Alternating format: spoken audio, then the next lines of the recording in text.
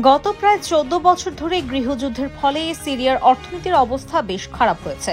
আর্থিক দিক থেকে ঘুরে দাঁড়াতে তাদের গোটা বিশ্বের সাহায্য ও সহযোগিতা দরকার। 2011 সালে দেশটির অর্থনীতির পরিমাণ ছিল $6,750 কোটি। ওই বছরই বাশার আল আসাদের বিরুদ্ধে প্রবল বিক্ষোভ শুরু হয়।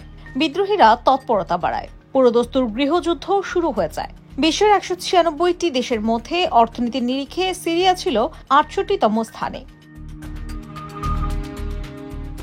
কিন্তু গত বছর তারা 129তম স্থানে। ওয়ার্ল্ড ব্যাংকের মতে তাদের অর্থনীতি এখন $900 কোটি। এখন চাঁদ ফিলিস্তিনের সঙ্গে তাদের তুলনা চলে। প্রায় 14 বছর ধরে চলা গৃহযুদ্ধ, আন্তর্জাতিক নিষেধাজ্ঞা, দেশ থেকে 48 লাখ মানুষের চলে যাওয়ার ফলে তারা এখন মধ্যপ্রাচ্যের অন্যতম গরিব দেশ বলে পরিচিত।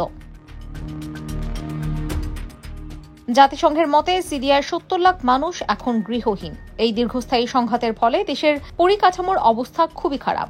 বিদ্যুৎ, পরিবহন, স্বাস্থ্য ব্যবস্থা বেহাল। প্রচুর শহরে ধ্বংসের চিহ্ন ছড়িয়ে আছে। এই সংঘাতের ফলে সিরিয়ায় পাউন্ডের মূল্য কমেছে। তার ফলে সিরিয়ার মানুষের ক্রয় ক্ষমতাও পাল্লা দিয়ে কমেছে। গত বছর সিরিয়ায় মূল্যস্ফীতির পরিমাণ ছিল মারাত্মক। সিরিয়ার অর্ধেক মানুষ তাদের জীবন ধারণের জন্য ন্যূনতম জিনিসও কিনতে পারছে না। সিরিয়ার অর্থনীতির দুই স্তম্ভ হল তেল ও কৃষি। যুদ্ধের ফলে তাতে ধাক্কা লাগে। 2010 সালে তেল রপ্তানি করে সরকারের রাজস্বের 1/4 অর্থ আসত, কৃষি থেকে সমপরিমাণ অর্থ আসত। কিন্তু আসাদের কাছ থেকে বিদ্রোহীরা, আইএস এবং কুর্দিশ বাহিনী তেলের খনির নিয়ন্ত্রণ নিয়ে নেয়। আন্তর্জাতিক নিষেধাজ্ঞার ফলে সরকারও বিদেশে তেল রপ্তানি করতে পারে না। আসাদের নিয়ন্ত্রণে থাকা এলাকায় তেলের উৎপাদন 20,000 ব্যারেলে নেমে আসে। সিরিয়া পুরোপুরি ইরান থেকে আমদানি করা জিনিসের উপর নির্ভরশীল হয়ে পড়ে। কত তাড়াতাড়ি স্বাভাবিক অবস্থা ফিরবে, এই প্রশ্নের জবাব নির্ভর করছে সিরিয়ায় কারা এবার ক্ষমতায় থাকবে তার উপর। তাদের শহরগুলোকে গড়ে তুলতে হবে, পরিকাঠামো ঠিক করতে হবে, কৃষি এবং তেলের ক্ষেত্রকে ঠিকভাবে ব্যবহার করতে হবে। কিছু সিরিয়া বিশেষজ্ঞ মনে করছেন 2011 সালের জিডিপিতে পৌঁছাতে অন্তত 10 বছর সময় লাগবে।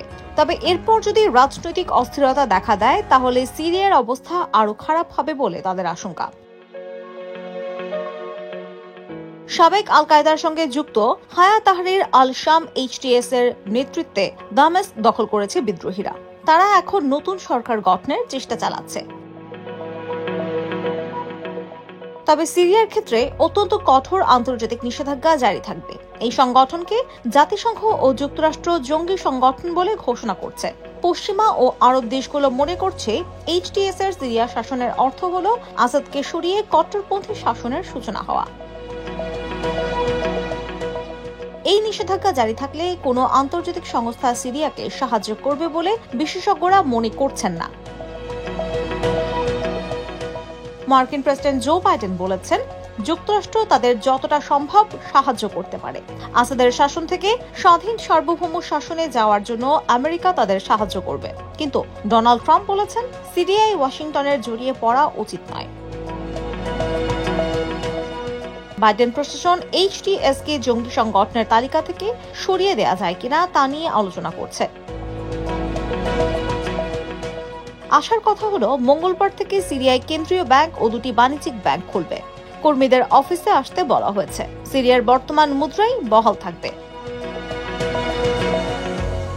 তেল মন্ত্রণালয় তাদের সব কর্মীকে কাজে যোগ দিতে বলেছে। বলা হয়েছে তাদের সুরক্ষা দেয়া হবে। জাতিসংঘ বলছে তারা মানুষের পাশে থাকবেন। সামনে কি হয় সেটাই এখন দেখার বিষয়। IBTV USA, new York.